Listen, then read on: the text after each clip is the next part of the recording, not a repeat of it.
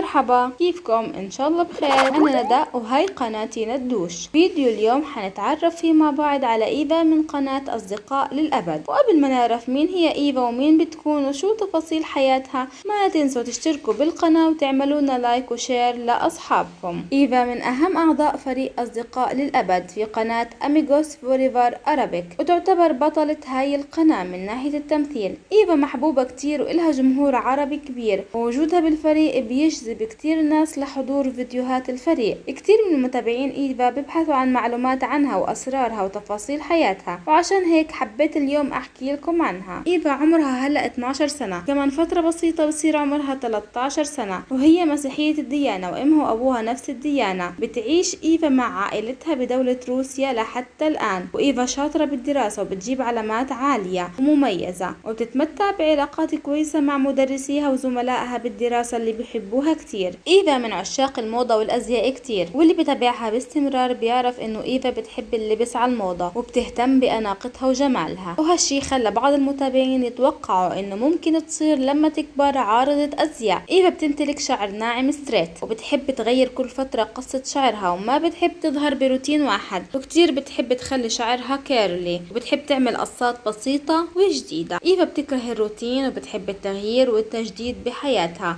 وروتين يومها. ومن هوايات ايفا الرقص، وبتروح مدارس متخصصة بالرقص عشان تطور موهبتها.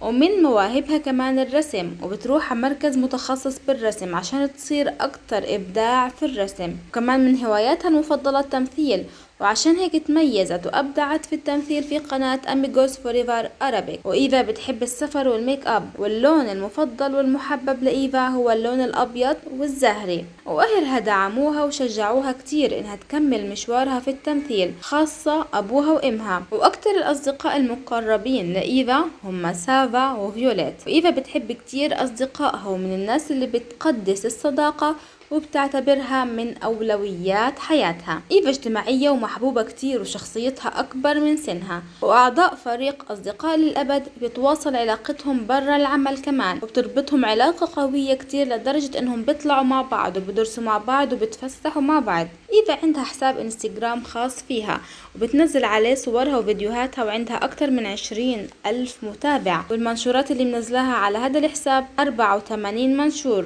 لحد عمل هذا الفيديو. طبعا منشوراتها بتظهر فيها صورها وستايل لبسها، وصورها مع أعضاء الفريق وأصدقائها وأحبابها وأهلها وأصحابها في المدرسة. هيك بنكون تعرفنا مع بعض على إيفا من فريق أصدقاء للأبد. بتمنى الفيديو يكون نال إعجابكم، وما تنسوا تشتركوا بقناتنا وتعملوا لنا لايك وتفعلوا زر الجرس.